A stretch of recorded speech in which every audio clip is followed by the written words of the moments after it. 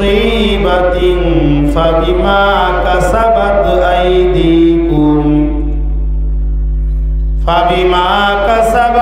আইদিকুম ওয়া ইয়াফু আন কাসীর।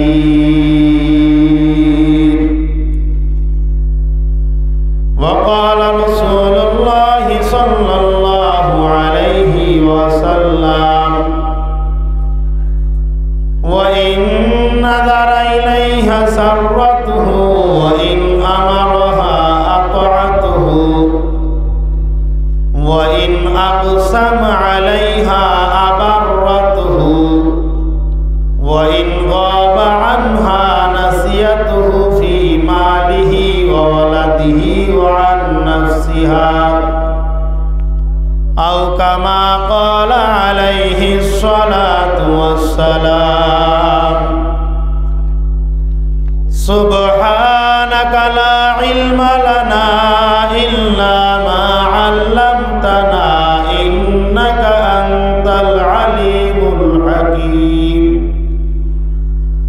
রব্বি ইশরাহ লি সাদরি ওয়া ইয়াসসির লি আমরি ওয়াহলুল উকদাতাম মিন লিসানি ইয়াফকাহু কওলি। আল্লাহুম্মা বারিক লানা ফি রজব ওয়া শাবান ওয়া বাল্লিগনা রমাদান। সকলে বলি আমিন। একটু দুরূদ শরীফ পড়ে নেই। আল্লাহুম্মা সাল্লি আলা মুহাম্মাদিন ওয়া আলা আলি মুহাম্মাদ কামা সাল্লাইতা আলা ইব্রাহিম ওয়া আলা আলি ইব্রাহিম ইন্নাকা হামিদুম মাজিদ। আল্লাহুম্মা বারিক আলা মুহাম্মাদিন ওয়া আলা আলি মুহাম্মাদ কামা বারাকতা আলা ইব্রাহিম ওয়া আলা আলি ইব্রাহিম ইন্নাকা হামিদুম মাজিদ। আল্লাহ পাক রব্বুল আলামিনের বান্দা জনাবে মুহাম্মদ রাসূলুল্লাহ সাল্লাল্লাহু আলাইহি ওয়াসাল্লামের উম্মতগণ, মহান আল্লাহ পাক রব্বুল আলামিনের দরবারে লাখো কোটি শুকরিয়া যে আল্লাহ পাক রব্বুল আলামিন আপনাকে আমাকে দুনিয়ার সমস্ত কাজকর্ম থেকে অবসর দিয়ে পবিত্র জুমার রাত সূর্য ডুবে যাওয়ার পরে শুক্রবার শুরু হয়ে গেছে। পবিত্র জুমার দিন, গরিব মানুষের হজের দিন, অনেক বড় ফজিলতপূর্ণ একটা দিন, সাইয়্যিদুল আইয়াম, সর্বশ্রেষ্ঠ একটা রাত্র। আল্লাহ পাক আমাদেরকে সেই রাত্রে এই জান্নাতের বাগিচায় বসার জন্য কবুল করেছেন। শুকরিয়া আদায় করি আলহামদুলিল্লাহ।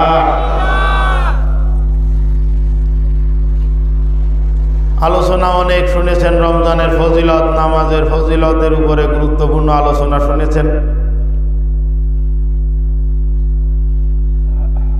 ওর জায়গায় ওই আলোচনার পরে পরিপূরক হিসাবে সামান্য কিছু কথা ভাইজান অনুরোধ করেছেন যে ওইগুলো আপনি একটু পূর্ণ করে দিয়ে দেন। আমার প্রিপারেশন বা প্রস্তুতিমূলক আলোচনা হলো সূরা শুরার 30 নম্বর আয়াতে কারিমা আমি তিলাওয়াত করেছি। যেহেতু এই এলাকাটা আমার কাছে পরিচিত, শুধু আমার পরিচিত না, এটা হলো আমার নাড়িপুতা এলাকা। এই কথা ঠিক না? এই এলাকার মানুষের আমার উপরে দাবি যতটা, আমারও এই এলাকার মানুষের উপরে দাবি ঠিক ততটাই। এই দাবির আলোকে এলাকার সমস্যা বা কোন কথা বলা দরকার বা কিভাবে সুন্দর একটা পরিবেশ হয়, এইটা চিন্তা ফিকির করে আমি আমার আলোচনার কনসেপ্টটা 3টা বিষয়ের উপরে দাঁড় করাইছি। 1 নম্বর বিষয় হলো যাবতীয় মুসিবতের মধ্যে আমরা আক্রান্ত হই, বিভিন্ন সময় বিভিন্ন রকমের সমস্যায় আমরা পড়ি। আমাদের মধ্যে মাইন্ডসেট, আমাদের একটা চিন্তা হয়ে গেছে, মানুষ কখনো নিজের উপরে দোষ নেয় না। মানুষ কখনো নিজের উপরে দোষ নেয় না। একটা সমস্যা যদি হয় আরে ওই এই কারণে হয়ে গেছে, আমি এভাবে করলে এরকম হইতো না, এইভাবে এটা এই কারণে হয়েছে। ওই কারণের উপরে দোষ চাপায় দেয়। কোনো মানুষের মৃত্যু সংবাদ শোনার পরে যদি কেউ অমুক মারা গেছে এই খবর বলে, তাই ইন্না লিল্লাহি ওয়া ইন্না ইলাইহি রাজিউন যারা জানে তারা পড়ে, আর যারা জানে না তারা সবার আগে জিজ্ঞাসা করে, আল্লাহ কি হয়েছিল, খুব ভালো মানুষ ছিল, কি হলো হঠাৎ? কই স্ট্রোক করছিল। এই যে মরার যে কাজটা, হায়াত শেষ হয়ে গেছিল, এই কথা কেউ বলে না, স্ট্রোক করছিল। এরকম ভাবে পড়লি কিভাবে? ওইখানে কয় জায়গাটা পিচ্ছিল ছিল খুব, এই জন্য আমি পড়ে গেছি। কিন্তু বাস্তবতা হলো, ছোট বড় যত মুসিবত আমাদের উপরে আসে, প্রত্যেকটা মুসিবতের কথা আল্লাহ সুবহানাহু ওয়া তাআলা কোরআনে হাকিমের মধ্যে পরিষ্কারভাবে বর্ণনা করতেছেন। যা কিছু তোমাদের উপরে হয় সব কিছুই তোমাদের হাতের কামাই, এটা তোমাদের কৃতকর্মের ফল, এই কারণে এই সমস্ত হয়। এই একটা কনসেপ্ট, কোন ধরনের কাজ, কি কাজ করলে কি ধরনের সমস্যা আসে। দ্বিতীয় আরেকটা বিষয় আমার আলোচনার মধ্যে আমি রাখার চেষ্টা করব ইনশাআল্লাহ। একটা সংসার সুন্দরভাবে সুখী সমৃদ্ধি লাভ করে মা বোনদের কারণে, মহিলাদের কারণে।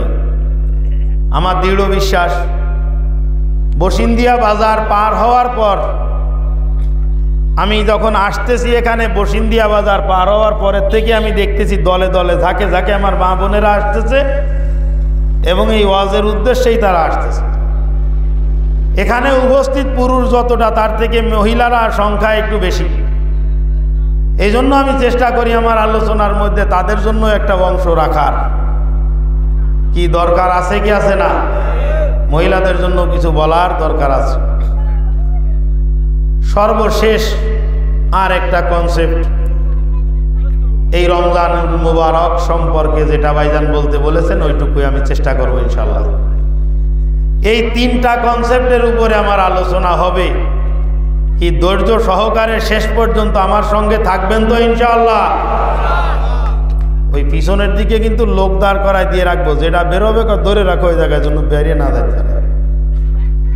খেয়াল করেন, এক্সচেঞ্জার দরকার হবে, আঙ্গুল উঁচু করবেন যে এক্সচেঞ্জায় যাওয়ার দরকার। আর যদি মিথ্যা কথা কয়ে আঙ্গুল উঁচু করো, তাহলে কিন্তু উল্টো দোয়া করে দিলে খালি আঙ্গুল উঁচু করা লাগে। খেয়াল করেন বাজার, আল্লাহ পাক রব্বুল আলামিন দুনিয়ার মধ্যে সব থেকে শ্রেষ্ঠ, সব থেকে দামি, সব থেকে দরদের জিনিস হলো মানুষ। আল্লাহ পাক এই মানব জাতিকে সর্বশ্রেষ্ঠত্ব দান করেছেন। সব থেকে বেশি মোহাব্বত আল্লাহ পাক এই মানুষদেরকে করেন, আর এই মানুষের উপরে আল্লাহ পাকের দরদ অনেক বেশি। এই দরদ বেশি তার কারণ হলো আল্লাহ পাক রব্বুল আলামিন নিজের কুদরতি হাতে মানুষকে বানাইছেন। জোরে বলেন সুবহানাল্লাহ। হযরত আদম আলাইহিস সালাতু ওয়াস সালাম সম্পর্কে আল্লাহ পাক রব্বুল আলামিন বলতেছেন যে আমি আদমের মাথাটা আমি আল্লাহ পাক নিজের কুদরতে হাতে বানাইছি। আর আল্লাহ যেই জিনিসের মধ্যে মানুষের মেহনত যত বেশি, ওই জিনিসের প্রতি মানুষের দরদ, ভালোবাসা, মহব্বত তত বেশি। কি বলেন কথা ঠিক? যেইটা করতে যেয়ে কষ্ট হয় বেশি, মহব্বত সেইটার উপরে বেশি হয়। এই জন্য মানুষ আল্লাহ পাকের কাছে ভীষণ দামি। আর এই মানুষের প্রতি আল্লাহ পাকের দয়া, মায়া, ভালোবাসাও অনেক বেশি, যার কারণে আল্লাহ সুবহানাহু ওয়া তাআলা মানুষকে অফুরন্ত নিয়ামত দিয়ে আল্লাহ পাক ধন্য করেছেন। বলেন সুবহানাল্লাহ। কত নিয়ামত দিয়েছেন আল্লাহ পাক? ওয়া ইন তাউদ্দু নি'মাতাল্লাহি লা তুহসুহা। আল্লাহ পাক রব্বুল আলামিন নিজেই ঘোষণা করতেছেন, ও আমার বান্দা বান্দীরা, কত বেশি পরিমাণে নিয়ামত আমি আল্লাহ পাক রব্বুল আলামিন তোমাদেরকে দান করেছি, কত নিয়ামত আমি তোমাদেরকে দিয়েছি। ও বান্দা, কিয়ামত পর্যন্ত যদি তোমাদের হায়াতকে লম্বা করে দেওয়া হয়, আর কিয়ামত পর্যন্ত যদি তোমরা আমি আল্লাহর দেওয়া নিয়ামতগুলো গণনা করতে থাকো, আল্লাহ পাক নিজেই বলতেছেন লা তুহসুহা, আমি আল্লাহর দেওয়া নিয়ামত গণনা করে শেষ করতে পারবে না। যতই নিয়ামত, যতই গণনা করো, হায়াত যতই লম্বা করে দেওয়া হোক না কেন, কিয়ামত পর্যন্ত হায়াত দেওয়া হবে, আর একটা একটা করে নিয়ামত গুনতে থাকবা। হায়াত শেষ হয়ে যাবে কিন্তু নিয়ামত গণনা করে শেষ করতে পারবে না। অফুরন্ত নিয়ামত আমি আল্লাহ পাক রব্বুল আলামিন তোমাদেরকে দান করেছি। অফুরন্ত নিয়ামত দান করে আল্লাহ পাক নিজেই আবার বর্ণনা করতেছেন, লাইন শাকারতুম লাযিদান্নাকুম ওয়া লাইন কাফারতুম ইন্না আযাবি লাশাদীদ। ও দুনিয়ার আমার বান্দা বান্দিরা, আমি আল্লাহ পাকের দেওয়া নিয়ামত গণনা করে শেষ করতে পারবে না। আমার নিয়ামত পাওয়ার পর যত বেশি পরিমাণে আমি আল্লাহ পাকের দেওয়া নিয়ামতের শুকরিয়া আদায় করতে পারবি, ও বান্দা আমি তত বেশি পরিমাণে আমার নিয়ামতকে বাড়িয়ে দিব। জোরে বলেন সুবহানাল্লাহ। নিয়ামত যত শুকরিয়া আদায় করবা, যত শুকরিয়া আদায় করবা তত নিয়ামত বাড়ায় দেব। ওয়ালাইন কাফারতুম, আর যদি নিয়ামতের শুকরিয়া আদায় না করে নিয়ামতের সঙ্গে কুফরি করো, নিয়ামতের শুকরিয়া আদায় না করে যদি নিয়ামতের সঙ্গে কুফরি করো, ইন্না আযাবি লাশাদীদ, ভালো করে মুখস্থ করে রাখবা, আমি আল্লাহ পাকের আযাব কিন্তু অত্যন্ত ভয়াবহ। আমি নিয়ামত তো কেড়েই নেব, নিয়ামত থাকবে না। শুকরে নিয়ামত নেমাতাত আফজু কুনাদ, শুকরে নিয়ামত নেমাতাত আফজু কুনাদ, কুফরে নিয়ামত আজ কাফাত বেরু কুনাদ। নিয়ামতের শুকরিয়া আদায় করার দ্বারা নিয়ামত বেড়ে যায়, আর নিয়ামতের সঙ্গে কুফরি করার কারণে নিয়ামত হাতছাড়া হয়ে যায়। কথা কি বোঝা যাচ্ছে? কথা কয় না, কথা বোঝা যাচ্ছে? কথা বলেন মাঝে মাঝে, নাহলে কিন্তু কথা মুখস্থ হবে না। নিয়ামত শুকরিয়া আদায় করার দ্বারা নিয়ামত বাড়ে, আর কুফরি করার কারণে নিয়ামতের কথা অস্বীকার করা। গরিব যদি বড় লোক হয় হঠাৎ, কোরআন হাদিসের আলোচনা যা তো শুনেছেন আগে, অনেক বিজ্ঞ বড় একজন আলেমের কাছ থেকে শুনেছেন, আলহামদুলিল্লাহ। আমি শুধুমাত্র আমার মামা খালার সাথে কিছু কথা বলবো। কি সেইভাবে বলবো তো ইনশাল্লাহ? কথা কয় না, সেইভাবে বলবো তো ইনশাল্লাহ। ওয়াবালি মোড়লের এলাকা মানে আমার এলাকা, আর এখানে সব আমার। সেইভাবে আমি কিছু কথা বলবো বাংলায়, খেয়াল করেন। কষ্ট পাচ্ছেন নাকি? অনেকের মুখ শুকিয়ে যাচ্ছে ভয়তে, কি বলবে না বলবে, ওই রকম না। ভয় পাওয়ার কিছু নেই, আপনি রিল্যাক্স হন, কোনো সমস্যা নাই।